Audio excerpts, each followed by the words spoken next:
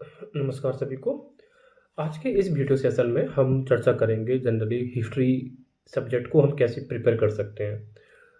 ये वीडियो आपके लिए हेल्पफुल हो सकता है जैसे कि आप यूपीपीसीएस जैसे एग्ज़ाम्स की अगर प्रिपरेशन कर रहे हैं, स्पेशली फॉर प्रीलिम्स ओरिएंटेड होने वाला है।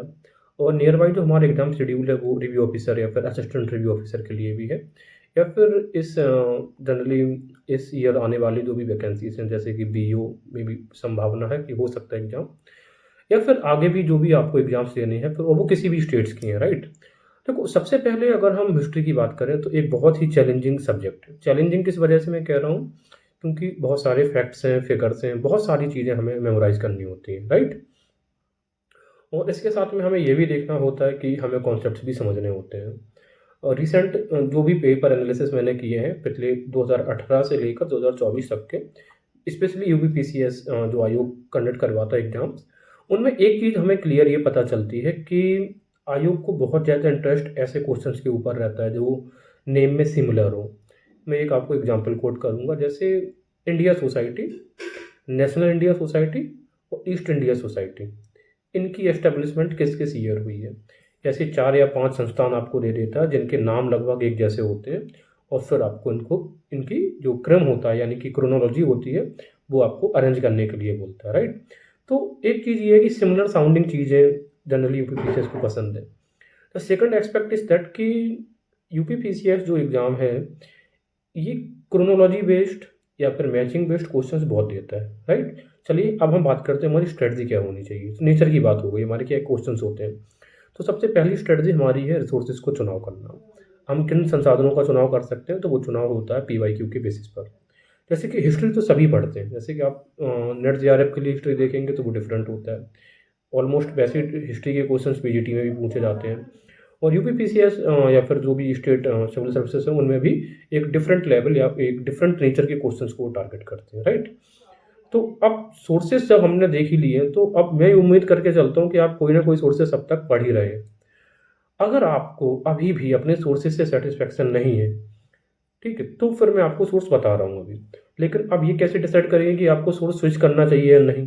मैं तो ये कहूँगा जो सोर्स से आप पढ़ रहे हो आप उसी को रखिए। लेकिन अगर फिर भी इन एनी केस आप कोई सोर्सेस अपना चेंज करना चाह रहे हैं और आपको ये लग रहा है कि पिछले कुछ दिनों में या फिर पिछले कुछ एग्जाम्स में जो भी आपके पास सोर्सेस है उससे पर्याप्त मटेरियल नहीं हो पा रहा है हिस्ट्री का, तो फिर आप स्विच कर सकते हैं चीज़ों को। और मैं आपको बताऊँगा कि जो सोर्स बता रहा हूँ वो कैसे हेल्पफुल है। लेकिन सोर्स को स्विच करने से पहले अगर आप ये सोच रहे हैं कि एक सोर्स से 100/100 क्वेश्चंस आ जाएँगे, ये बिल्कुल मिथक है। इसके चक्कर में बिल्कुल पढ़ने की ज़रूरत नहीं है। दूसरी सोच, अगर आप ये सोच रहे हैं कि आप एक सोर्स पढ़ लेंगे, उसमें से 100% से 100% क्वेश्चंस आप हिस्ट्री के अटेम्प्ट कर पाएँगे, तो भी आपको ऐसा सोचने की बिल्कुल ज़रूरत नहीं है। तो फिर आप क्या करेंगे? आप करेंगे ये कि आप लिमिटेड सोर्सेज़ में भी हम बेटर रिवीजन करके, बेटर अंडरस्टैंडिंग के साथ में एक अच्छा मार्जिन क्वेश्चंस के जो होते हैं वो हम सॉल्व करने की कोशिश करते हैं। तो सबसे पहले जो सोर्स मैं जनरली फॉलो करता हूँ, मैं आपको पहले वो सोर्स बता दे रहा हूँ, राइट? तो मेरे पास एक अल्टीमेट सोर्स है, ये बुक ज़रा आप देख लो। थोड़ा आपको लेटरल इन्वर्स दिख रहे होंगे। ये है भारतीय और इतिहास कॉम्पिटिशन टाइम्स। अब ये जो पुस्तक की अगर आप बात करेंगे, इसका जो एमआरपी है लगभग अगर आप देखोगे, एमआरपी यहाँ पे दिख रहा है, राइट? ये वाला पार्ट, ठीक है? तो एमआरपी आपको 440 दिख रहा है, अप्रॉक्स इसी रेंज में आपको बुक्स मिल जाती है, डिपेंड करता है रीजन टू रीजन। फ्लिपकार्ट और अमेजन पे दोनों पर अवेलेबल है, मंगा सकते हैं अगर आपको चाहिए हो। मैं किसी बुक का प्रचार नहीं कर रहा हूँ, बट जो मुझे लग रहा है I am saying all that. अब भारतीय इतिहास, इस बुक का मैं रिव्यू भी आने वाले समय में कर दूंगा। इस वजह से इंपॉर्टेंट है कि ये लगभग अगर आप बात करोगे तो 616 यानी कि 625 पन्ने की लगभग बुक है।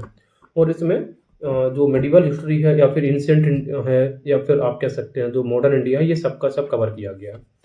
मॉडर्न इंडिया के लिए अगर स्पेक्ट्रम पढ़ रहे हैं तो मैं ये कहूँगा कि ठीक है, आप पढ़िए, काम चलेगा उससे भी। तो ये अपने आप में एक कह सकते हैं कि संपूर्ण बुक नहीं, लेकिन लगभग संपूर्ण के करीब किताब आप इसे मान सकते हैं, पुस्तक। अब लेकिन क्या हमें इन सबको सब कुछ पढ़ लेना है? The answer is no. नहीं, हमें सबका सब कुछ नहीं पढ़ लेना है। तो फिर हमें क्या करना है? हमें करना ये है कि अगर आपको सब कुछ पढ़ेंगे, आप ये बताइए कि 600 पेजेस का बुक आप रिकॉल कर पाएंगे, याद कर पाएंगे, और कितना मटेरियल, राइट? तो मैं आपको कुछ थीम्स बता रहा हूँ। मॉडर्न इंडिया आपको पूरा पढ़ना है, नेशनल मूवमेंट आपको पूरा पढ़ना है, एमसीक्यूज भी सॉल्व करने हैं, एमसीक्यूज पे भी अभी हम आएंगे। तो हमें आप नोट कर लो, एंशिएंट इंडिया और मेडिवल इंडिया की मैं थीम्स बता दे रहा हूँ। एंशिएंट इंडिया में सबसे पहले टाइटल्स, जितने भी राजाओं को जो भी टाइटल्स दिए गए हैं, वो आपके पास एक जगह पर होनी चाहिए। अब टाइटल्स में जैसे मैं कहूँ औदभिज किसी उपाधि है, इस प्रकार से दक्षिण का स्वामी किस सातवाहन शासक को कहा गया है, और स्पेशली टाइटल्स आपको परेशान करेंगे गुप्त काल के, है ना? गुप्त राजाओं के लगभग सेम सेम टाइटल टाइटल मिलता है, जैसे आप पृथ्वीरथ की उपाधि किसकी है, या फिर पृथ्वी व्योम किसको कहा गया, इस प्रकार के टाइटल्स।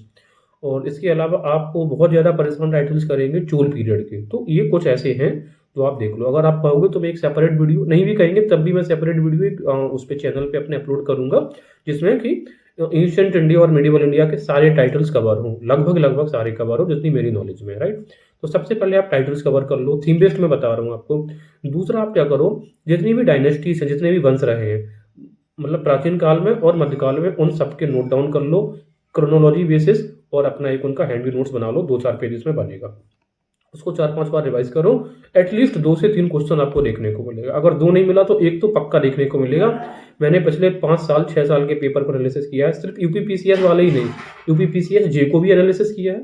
यूपीपीसीएस जो भी एग्जाम्स कंडक्ट करवाता है, जैसे होम्योपैथी के, यूनानी के, मेडिसिन के, या फिर इंजीनियरिंग सर्विसेज में, जिनमें भी जीएस का जो भी सब्जेक्ट क्वेश्चन आते हैं 20-30 क्वेश्चन, उन सबको एनालिसिस करके ही मैंने ये पता किया है कि वहाँ पर आप देखोगे कि काफ़ी सारे क्वेश्चंस वहाँ पे हमें देखने को मिलते हैं, राइट?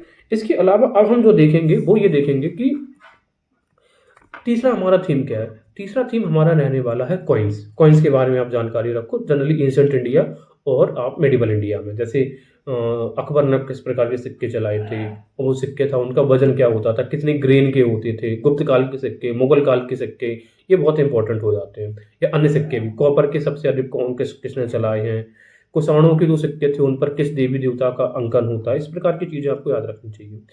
चौथा जो थीम मैं बोलूँगा वो आपको बोलूँगा इंस्क्रिप्शन बेस्ड। इंस्क्रिप्शन यानी कि जो अभिलेख हैं उनके बारे में, और उसी में आपको अशोक के अभिलेख भी देखने को मिलेंगे। अशोक का जो धम्म अभिलेखों पर उत्कीर्ण किया गया था वो, अशोक के अलावा दूसरा जो इम्पोर्टेंट शासक है अभिलेखों के हिसाब से वो है कनिष्क है। इसके अलावा जब आप आएँगे गुप्त काल में तो ऑलमोस्ट उनके जैसे कि समुद्रगुप्त है, और चंद्रगुप्त द्वितीय, और कुमारगुप्त और स्कंदगुप्त, इनके जो अभिलेख हैं बहुत महत्वपूर्ण हो जाते हैं। और इसके अलावा अगर आप देखेंगे अभिलेख तो आप देखेंगे फिर बहुत ज़्यादा कुछ खास नहीं होते। हाँ, पर कुछ तो राजपूत पीरियड में राजा रहे उनके अभिलेख देख लेना है। फिर चोल पीरियड में जो शासक रहे उनके अभिलेख, क्योंकि उनके अभिलेखों के माध्यम से हमें उनके प्रशासन की जानकारी मिलती है, और साथ में हमें उनकी विजय की भी जानकारी मिलती है, राइट? इसके अलावा आप ये भी देख सकते हैं कि अभिलेखों का जो इम्पोर्टेंस रहा है वो थोड़ा एक पर्सपेक्टिव से आप पढ़ लेना, जिससे कि आप अभिलेख याद करने में आसानी होगी। अभिलेखों का एक सेपरेट वीडियो चैनल पे अपलोड किया गया है। अगर आपकी इच्छा है कि आपको सारे अभिलेख एक जगह पर मिल जाएँ तो आप वहाँ से देख लो, और मैं आपको, अगर आप कमेंट करेंगे तो आपको पीडीएफ भी अवेलेबल करवा दी जाएगी, राइट? इसके अलावा अगर आप देखेंगे अ, अभिलेख हो गए हमारे, कॉइन्स हो गए हैं। हाँ, अब नेक्स्ट जो हमारा रहेगा थीम वो है आपके लिए इम्पोर्टेंट इवेंट्स। इम्पोर्टेंट इवेंट्स जैसे कि किस ईयर कौन सी इवेंट हुई, जैसे कि अशोक ने लड़ाई लड़ी थी, कलिंग का युद्ध, बैटल ऑफ कलिंग जो हुआ था वो 267 बीसी में हुआ कि 269 में हुआ कि 268 बीसी में हुआ, इस प्रकार की। और इवन जैसे आप देखेंगे मुगल काल, और जो मैं कहूँगा जो गुलाम वंश का जो समय था, उसमें ये इंसिडेंट्स बहुत इंपॉर्टेंट हो जाते हैं। जैसे कि अलाउद्दीन खिलजी की जो विजय हुई थी, उन पे ज़रा नज़र डाल लेना है। इसके अलावा मोहम्मद बिन तुगलक ने जो भी रिफॉर्म्स किए थे, कि उसने टोकन करेंसी कब चलाई थी, अपनी जो कैपिटल ट्रांसफ़र 1327 में किया कि 26 में किया, ये जो 5 उसके मेन काम है वो आप क्रोनोलॉजी वाइज़ याद कर लेना है, राइट? उसी तरीके से अकबर के द्वारा किए गए इंपॉर्टेंट रिफॉर्म्स क्या थे, अकबर के काल की इंपॉर्टेंट घटनाएँ क्या थीं, जहांगीर का विवाह कब हुआ था, पेटीकोट शासन कब रहा था। तो ये एक लिस्टिंग आप कर लो, ज़्यादा से ज़्यादा 3 पेजेस होंगे, तो इनमें से उम्मीद करता हूँ ये क्वेश्चन इनमें से आ जाता है। इसके अलावा अब हम बात करेंगे लिटरेचर। तो एंशिएंट इंडिया का भी लिटरेचर आपके लिए इम्पोर्टेंट है, और मिडिवल इंडिया का लिटरेचर भी आपके लिए इम्पोर्टेंट हो जाता है। तो मिडिवल इंडिया में तो वही है कि 3 टॉपिक्स इम्पोर्टेंट हो जाते हैं। पहला आप वो देखेंगे मुगल काल का, दूसरा गुलाम वंश का, और तीसरा अगर आप देखेंगे तो वो देखेंगे भक्ति काल में। भक्ति में भक्ति और सूफी दोनों वहाँ पर इंक्लूड हो किए जाएंगे, ठीक है?